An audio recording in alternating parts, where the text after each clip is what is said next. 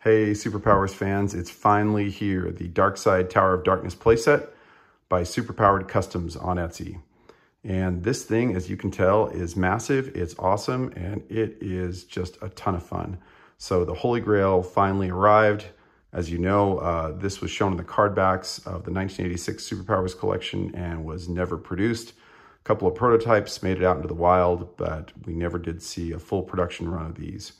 And it's awesome to finally see it recognized in all of its glory. And a ton of credit has to go out to Brian Driscoll of Superpowered Customs. He has worked diligently for over a year on this project. And it's actually, he always says, hey, it's taught me a lot about printing in the 3D space, probably more than anything ever could have. But it's been a challenging project. And I know he's put a lot of his time, effort, and heart into this. So, you know, a lot of people will say, wow, that's a pretty pricey playset, and it is. I believe it's about $425. But is it worth it? Absolutely. And if you consider all the time, the plastic, I mean, this takes hours to print. It takes a lot of work to sand this down to make it appropriate to send to people.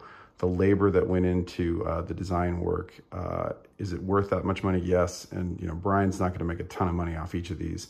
So it's really something that is an awesome collector's item that if you have an opportunity to get one, I highly recommend it, and I'm going to show you why. So a little bit of context first. For those of us that remember, you know, I was a kid back in the day, 1984, 85, 86, and I will be the first one to tell you that I was a little bit underwhelmed by the vehicles and playsets in each of really the first three series of Superpowers.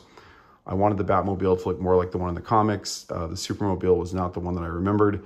And the Hall of Justice, I was really disappointed in because number one, the color scheme I thought was terrible. Number two, it was kind of a glorified carrying case. And while there are things I've learned to love about the Hall of Justice over time, I really wish we had just a true sort of bona fide playset. And, you know, if you fast forward 2 years later, we kind of get that here. We get like a legitimate villain layer. And, or we would have gotten a legitimate villain layer with this. And, you know, this has been probably a couple of years, maybe 3 years after Kenner comes off of making a great playset for Star Wars and the Ewok Village. They were very good at making playsets. Maybe not quite at the level of Hasbro and G.I. Joe and where they were going, but Kenner was very, very good at this. So they had designed something that had some very cool play features and would have been an awesome addition to the line back in the day. And again, we didn't get it, but now you have the opportunity to get that. So if you're a hardcore fan, a hardcore collector, yeah, I guess it's possible McFarlane could make something like this one day. I don't know if I'd hold my breath for that, but this gives you something that truly represents what we thought we were going to get. And the first thing that really jumps out to you here is got to be the scale. And it's one thing I probably didn't really process when I was looking at the card backs is just how big this thing would have to be relative to the scale of the 4.5-inch figures. So you'll see here I've got my my RB Customs Mr. Miracle, brand new figure that I'm going to be reviewing as well today in another video. And then I've got my McFarlane Batman here with a custom cape by Cape Master. And I'll show you a Darkseid figure in the back from RB Customs. It'll help us with this a little bit. But you'll just see how they compare to this. And, you know, you can see how much you have to work with here. So let's go through each of the features of this set. And one of the things that jumps out right off the bat is, you know, and I think I could kind of tell this as a kid, but it really becomes obvious that this set, this particular part of the set, the sort of trap door here for the heroes, where they go in and they're into a jail. So it's a turntable where on one side is freedom, on the other side is a jail cell. That was probably mostly designed for Mr. Miracle. And you can see locks and mechanisms on the door, which I believe are pretty faithful to the prototype, if I remember correctly. You might have taken a little bit of liberty with that, but you can see how nicely that's created and meant to be kind of a trap for our buddy Mr. Miracle. And that also brings up another really interesting point that, you know, as frustrated I was with the character selection in the second and third series of Superpowers with characters like Mantis and Parademon and Darkseid. By the way, I love Darkseid and Calabac and thought they probably would have been enough, but you can sort of see where some of the character choices went, particularly with them. And then in the third series, Mr. Miracle and Orion, and, you know, we ended up getting Tyr.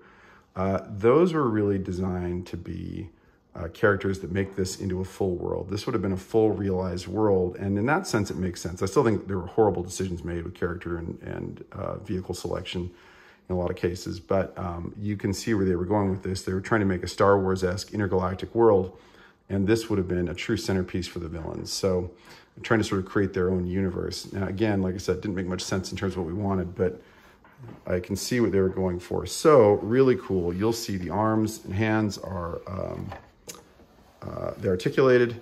They can swing in and out very nicely. There are turrets here that are really, really cool. And the turrets, you know, pretty faithful to what you see in the prototypes. You can actually put a figure inside of each of these. So this lifts up. And this is probably really the only area I struggled. These are supposed to be held in by a clip, and the clip was a little bit challenging for me, but I'll keep working on that and trying to get them in. You know, assembly can still be a little bit challenging with these, with 3D printing, and you have to be a little bit careful, although I will tell you that, you know, even if you have a couple of broken tabs on this, which is likely to happen, especially if you're impatient like me, you can easily fix it with some super glue. So not to be worried. He's made it very, very forgiving in that sense. What I do think is cool here to add, and it's kind of a nice touch, if you can see this, this is the turret, or replication of the turret from the 1978 Star Wars Millennium Falcon. So I thought that was a really cool Kenner touch to include in here. Turrets on both sides, and again, lots of opportunities to stand figures, to add figures to different parts of the playset. You know, to make this sort of imposing gate that Darkseid has in front of the tower, you can move in and out. And, you know, again, you see here the head. So the head, awesome. You can see sort of in comparison to my hand, you can see it in comparison to the Batman figure. It is a decent sized head of Darkseid we get. And what is cool about this is that, and my son mentioned this the other day, here, they are really great possibilities for this playset. One of the things I'll probably end up doing is painting it, weathering it, having a lot of fun with that. The other thing I could do is adding LED lights to the eyes to make them glow. My son came up with that idea. I thought, wow, that's a really, really great idea. I've seen some cool things done with LEDs lately. And that is one way this could really improve this playset. So again, I'm going to switch to the back in just a second here, but just give you an idea of the imposing sense of this playset. Really sort of creates that apocalypse world.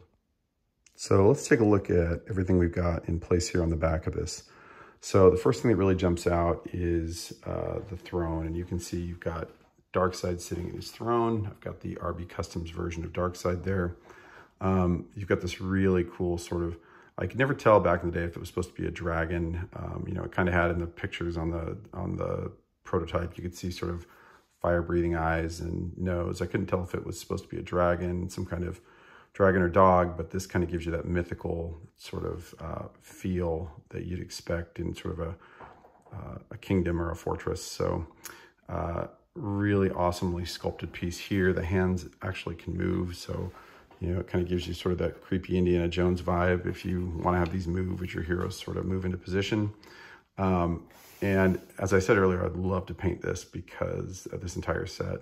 Even though I think the paint job is just fine as it is, there are just some fun details that you could really go the extra mile on, and this would be one of them. I don't know if you can see this closely enough, but this is sort of a speckled gray, and nice, by the way. I might even do this sort of a bone white. And again, find a way to get some glowing eyes in here. So you can see Darkseid sitting on his throne, and you know, sits perfectly here.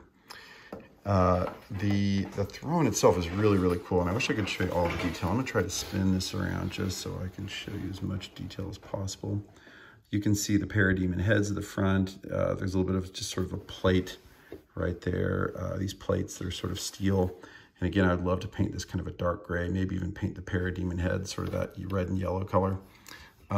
You can see in the back, you've got a little bit of a lava pit, and this lava pit has a creature in it, a little bit of a sort of a gargoyle type creature. And I believe there are a couple of things as well that are, and I forgot what they were, but they're Easter eggs that are inside the lava pit. You can see kind of the cool swirls of lava. There are supposedly a couple of other items in here. I'll try to remember what those were and ask Brian and get them loaded into the comments of the video, just so you'll know. You can see in the background, you have the jail cell that's on the other side of the swiveling door. And a couple cool things that I don't necessarily recall from the prototypes, but you have these two screens that are very cool. And he did include like about 6 of these little inserts that go in. So picture inserts, very nice gloss feel. They can just slide in here to the back. And you'll also see kind of on the wall, there are some cool little details here. There's a chain, there is a power switch, and a vent over here. And you can see I just got to do a little bit more sanding.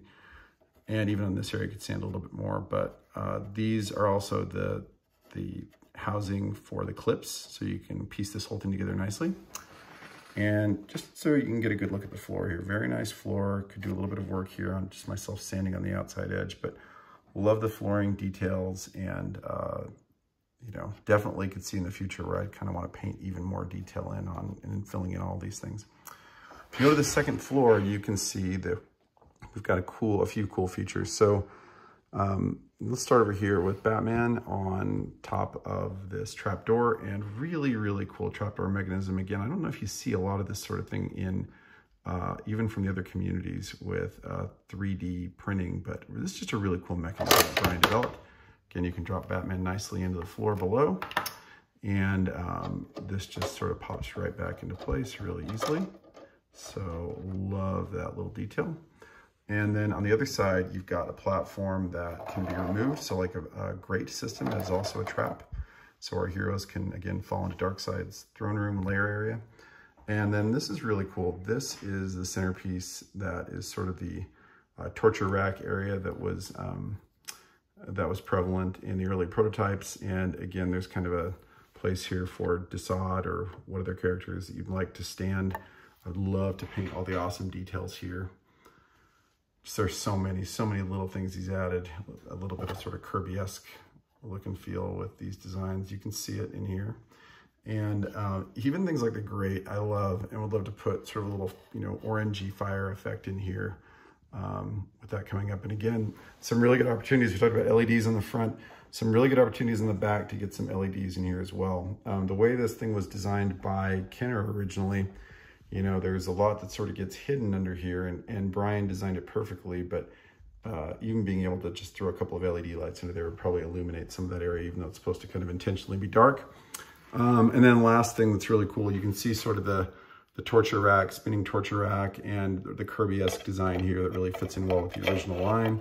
You can put in your character and twist away as, you know, Darkseid tries to get more information out of Batman or whoever. So really, really love this cool design on the back here. And, you know, again, so much attention to detail on this. Brian did a truly fantastic job.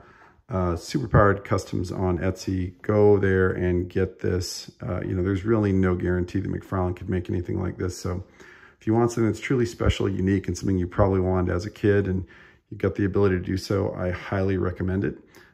Feel free to leave your comments below and subscribe to the channel. Thanks. Bye.